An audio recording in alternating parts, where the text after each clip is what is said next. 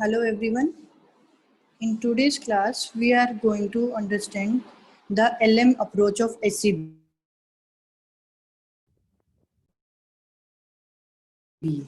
We know that it's benefit analysis which is under it. First is UNIDO approach and the another one is LM approach. So UNIDO approach we already covered in the previous class. Today we will be discussing LM approach.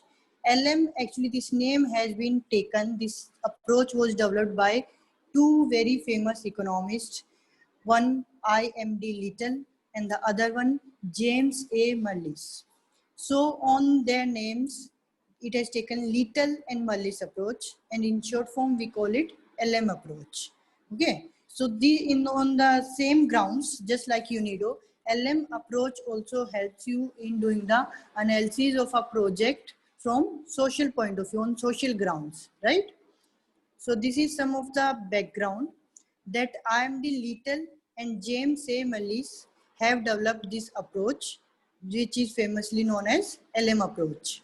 So this approach says that in developing countries, see, we know that UNIDO approach was also developed for developing countries, and in the same way, LM approach is also developed for developing countries, because in developing countries we are paying. The benefits is not the real price, right?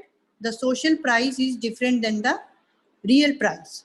So that's why these approaches have been developed, so that we get to know, we can evaluate the real cost and real benefit. And it also make use of shadow prices. Shadow prices are those prices which shows the opportunity foregone, or the hidden price of the actual real price of the, or real cost of the product in the society, right? We discussed it in the last class. So in LM approach, the numeraire, what do you mean by numeraire? Numeraire means any economic unit of measurement, right? किसी भी चीज को जिसको हम base लेके standard लेके उसको measurement करते हैं, that is your numeraire. So here LM numeraire uses present uncommitted social income. Now let's understand what do we mean by this present uncommitted social income. See, when we are, suppose we are collecting toll, okay, we impose toll on any highway. So whatever the income is coming from that toll, if we are using it for one specific purpose, that whatever the income, whatever the toll revenues will be collected, those revenues are to be used only for the development of highways only, or for maintenance of that particular highway where it has been imposed, right? That is the committed social income we are receiving. But if there is no committed social income, it is of no use to the society, right? In the sense कि वो तो मालूम है कि जिस जहाँ से आ रही है उसको कहाँ particular एक चीज के लिए ही use करना है, so that is your committed social income. No, but in LM approach we talk about the uncommitted social income, that kind of income or revenue which has been generated and which is not committed for one specific purpose. That means it is uncommitted. It can be used for any part of the society, for uplifting any aspect of the society or wherever it is lacking, right? So in LM approach, the numeraire, the unit, the measurement unit is taken as the present uncommitted social income, right? And it opts for, in UNIDO approach, they will focus on aggregate consumption, if you remember. It was always talking about the aggregate consumption. But here the yardstick is savings. LM approach says that consumption has already been done. So we are not interested in that. We are interested in savings. Savings are the income, or savings are the funds which are actually in the hands, which can be further utilized. So LM approach focuses on savings. So present savings are always more valuable than the present consumption, because we know that these savings can be converted into investment. So that's why they said that savings are always more valuable as compared to the consumption. So in this also it takes, in UNIDO approach we were talking about the domestic price, right? Everything was evaluated on domestic price, but LM approach takes into consideration international price or the border price, because it says that it doesn't, domestic price doesn't represent the good social opportunity cost. Because if you remember that example of textile which we had taken in the previous class, that khadi cloth was getting sold here for 100 rupees per meter, but in international price it was getting sold for 400 or 500. So there was a difference of 400 rupees per meter. So that means international price always gives you more accurate, more appropriate opportunity cost of the product. That's why LM approach takes into consideration border price. So while taking the border price into consideration, we know there are three kinds of inputs which are taken. Whatever the inputs are involved in a project, these have been divided into three parts. First, labor, second, traded goods, and third, non-traded goods. You are very well aware of traded and non-traded goods because which can be easily bought and sold in the international market. Non-traded goods means your permanent or your immovable goods which cannot be traded on in the market, like your land and building, equipments, electricity, transportation, right? These are some of your non-traded goods. So what do we do? How do we, evaluate, or how do we show their real value? For traded goods, we take shadow price of traded goods. For non-traded goods, we take shadow price of non-traded goods. And in case of labor, labor is evaluated on the basis of the shadow wage rate. Okay. We take into consideration shadow wage rate to determine the value or the cost of labor. What is now coming to the shadow wage rate? It is to determine the opportunity cost of employing an additional worker in the project. In the sense कि हमने एक worker, एक additional marginal, right, अगर marginal हमने एक additional worker add किया है हमारे प्रोजेक्ट में, उससे मार्जिनल कॉस्ट पे और मार्जिनल बेनिफिट पे ऑन सोशल ग्राउंड्स, ओके, कितना चेंज आया है, that is your shadow wage rate, isn't it? So for this we have to determine value of outputs foregone due to the use of unit of labor. अगर हमने एक ही labour को, suppose there is one person जिसको हमने multi projects में डाल दिया, राइट, मल्टी प्रोजेक्ट में डाल दिया, तो उससे क्या होगा, उसने वो जो प्रोजेक्ट में दूसरे में डाला है वहां से उसकी कितनी वैल्यू फॉरगोन हुई है, that is to be considered. Then cost of additional consumption due to transfer of labour, उसका अगर मूवमेंट हो गया है अर्बन एरिया में तो उसका कंजम्पशन पैटर्न चेंज हो गया, उसका स्टैंडर्ड ऑफ लिविंग चेंज हो गया, उसका स्टैंडर्ड ऑफ इनकम चेंज हो गया, लेवल ऑफ इनकम, एंड उसका फिर एडिशनल कंजम्पशन पैटर्न भी चेंज हो गया. So on that basis we take into consideration the value of output forgone due to the use of unit of labour, and another one is cost of additional consumption due to transfer of labour. So shadow wage rate can be considered as the sum of labor's foregone marginal product at accounting prices, जो वहाँ पे foregone हुई है उसकी value, and then the net social cost of increased consumption, उसकी वजह से total social cost में consumption में कितनी increase हो गया है, and the social cost of reduced leisure. Leisure is your free time. उस लेबर को हमने जब मल्टी प्रोजेक्ट्स में डाल दिया है तो उनका जो लेजर था, जो फ्री टाइम था, दैट हैज बीन रिड्यूस्ड. तो उससे क्या हुआ, आपकी सोशल कॉस्ट रिड्यूस हो गई है, right. So if we take these three into, we take the sum of these 3 points, then we get the shadow wage rate. There is a formula given for calculating shadow wage rate. So you C stand for additional resource devoted to consumption. 1 by S divided is equal to social value of unit so committed, and C is consumption of wage earner. Wage earner is labor here. M is your marginal productivity of wage earner. So in short you can put this formula as shadow wage rate is equal to marginal productivity of wage earner plus C dash minus C plus 1 upon S into C minus M. C dash minus C stands for cost of urbanization, कि urbanization के बाद से उसका जो level of income change हुआ और consumption pattern change हुआ है, उसमें क्या changes आए, cost कितनी आई. And 1 minus 1 by S into C minus M stands for your additional amount committed to consumption. अब जो उसका consumption pattern change हुआ है उसमें क्या क्या additional उसमें increment हुआ है. So with this formula is used for calculating shadow wage rate. Now when we talked about the prices of tradable goods, for imports we use CIF pricing. CIF is cost, insurance and freight. And for exports we calculate free on board. Just a second, beta, give me 1 minute. So for imports we take goods on CIF. CIF is cost, insurance and freight. What happens in this? It is the responsibility of the seller, or the liability is on the head of the seller until buyer receives the good. All the cost is to be borne by the seller. And exports are to be evaluated on, are to be assessed on free on board prices. In this, the buyer has the responsibility, or buyer has all the liabilities since the goods are shipped to him. So it is not seller's responsibility. As soon as seller ने board कर दिए हैं goods को, वो सब liability buyer के head पे होता है, जो भी cost, जो भी liabilities bear करनी पड़ेंगी, right?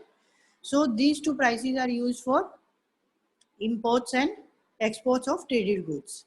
So, and non-traded goods are the ones which do not enter into international trade. We know that these cannot be bought and sold on in the international market, like education, health, land and building, you know. So the electricity, these are all your kinds of non-traded goods.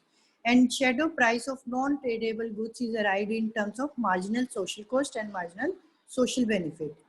Marginal social cost is the additional, how it is contributing any non-tradable good, how is it adding to the social cost, or how it is adding to the social benefit. That is your marginal social cost and marginal social benefit.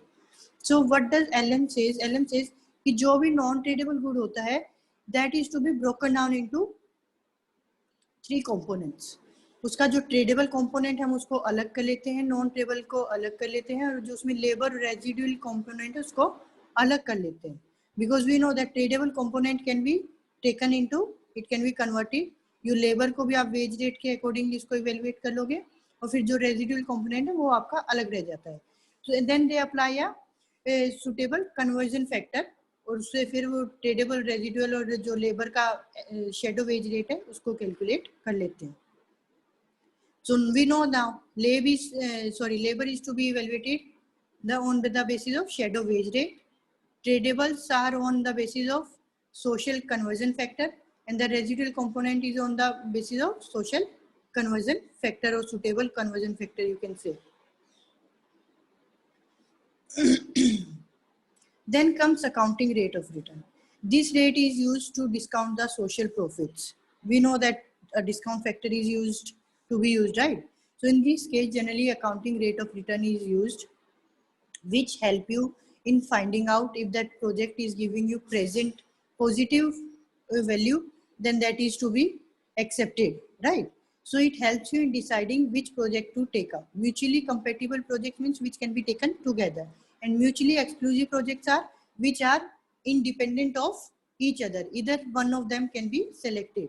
So ARR is used for selecting the project. So now what all things we see here in LM approach?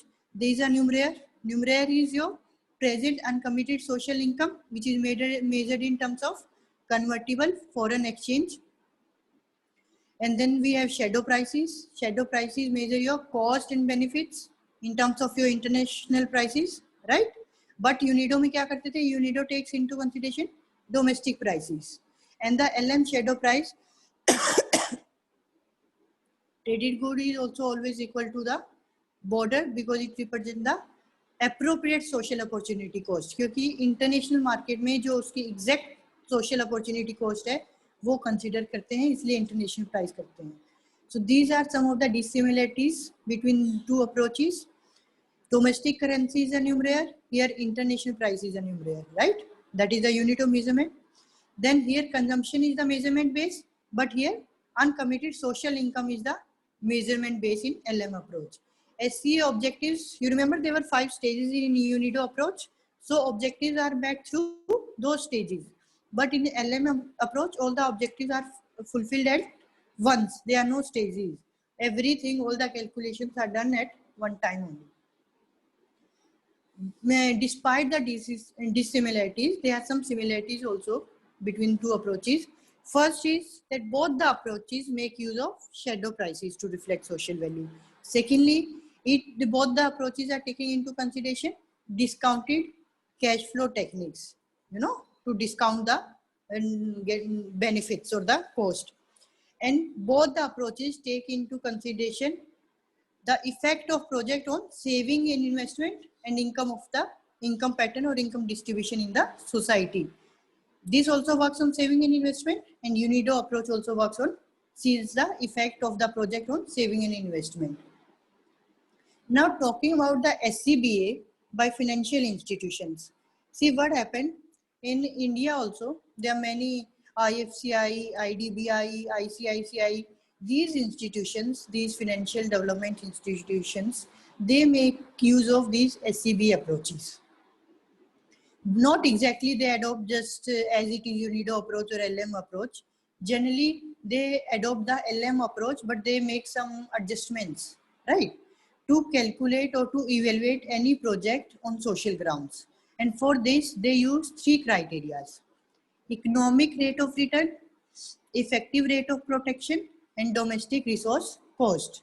Now let's understand what is economic rate of return. Economic rate of return is that return on which the economic cost of the project is equal to the economic benefits. Here economic cost, we are talking about the social, from economic point of view, from society point of view, right? So where social, that return, that economic return, where social benefits will be equal to the social cost of the project. So it calculates the economic rate of return. So shadow prices are used to measure the cost as well as the benefits, right? And another one is domestic resource cost. Domestic resource cost means it attempts to measure the cost of import substitutions. In simple words, domestic resource cost is that cost which tell you that if you try to substitute the imports and you try to produce the cost domestically in your domestic country or territory, then how much saving you can make. Getting? अगर हम import करेंगे ही नहीं तो हम foreign currency pay नहीं करेंगे, then we can save lots of foreign currency. It can add up to the foreign currency reserves, isn't it?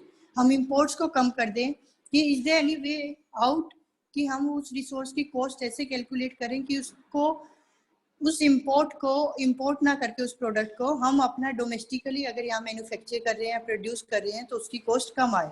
अगर domestically आपको produce करने में उसकी cost कम आएगी, then you need not to import that product from outside countries. And if you are not importing it, that means you are saving on foreign currency. You are not paying foreign currency to other countries, right?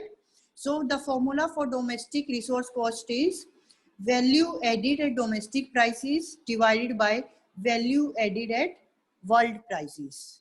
Okay, so that means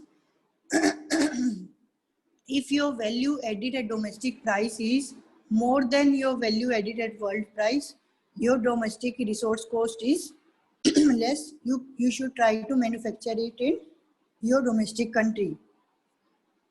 The third one comes effective rate of protection. This is another criteria which is used by the financial institutions while evaluating a project on through SCB approach, right?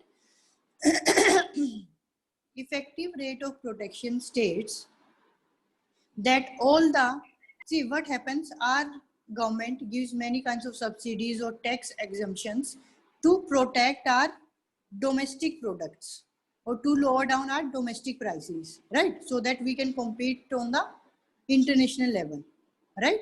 So how much protection is given?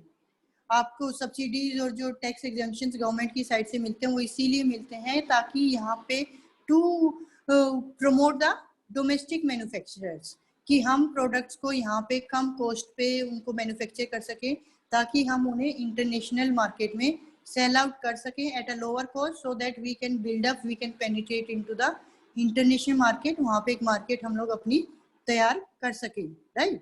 So to flourish the domestic manufacturers और the domestic companies, जो भी आपको protection government की side से मिलती है, be it in the form of subsidies, be it in the form of other aids, be it in the form of tax exemption, वो इसीलिए मिलती है. And then how do you calculate this formula for ERP is effective rate of protection is value added at domestic prices minus value added at world prices divided by value added at world price. That means अगर value added at domestic price is more than value, if it is equal, that means there is no protection given. आपका value added at domestic price is equal to value added at world price, तो that means government की side से कोई effort या कोई protection अपने domestic manufacturers को नहीं दिया गया है. It is just same. But if your value added at your domestic price is higher than value added at world price, then that means a good positive high degree of protection is being given to the domestic manufacturers from government. Okay, so these three criteria, any of these criteria can be used.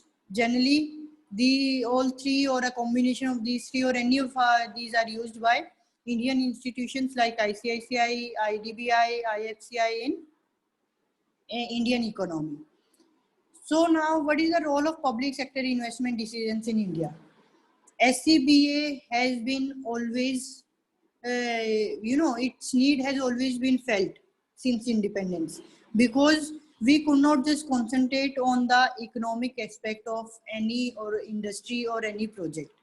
Because economically कुछ हो ना हो, but हमें उसका social benefit चाहिए थे अपनी what do you say economy के अंदर, because it was lacking, it was backward economy that time and there was a potential in Indian economy. So there was a requirement of the overall development, for balanced regional development. SCBA of every industrial project was needed. So what happened then? UNIDO, World Bank and the OECD, that is Organization for Economic Cooperation and Development, they came up with these methodologies. And then India has one of those basic or you can say the beginners countries which adopted these and which has been working and which is making use of these approaches to evaluate all the industrial projects on through or for SCBA, right? ICICI, IDBI and IFCI, these are three main Indian long-term lending financial institutions, right? And they make use of LM approach, but not completely, not fully. They make partial, they use partial LM approach, and then they have done their customized modifications as per the requirement of the industry and as per the requirement of the situation of Indian economy. And after making those modifications and these approaches, LM approach has been a little simplified, and then it makes use of those three criteria we just discussed: ERP, that is effective rate of protection, DRC, domestic resource cost, and the economic rate of return. And after making use of this, then it evaluates the projects. So that's all about SCBA. We covered SCBA, we covered UNIDO approach, we covered LM approach, and what is the status of SCBA in India and how it is used by the financial institutions. You can put up your queries now, whatever questions you have from your side.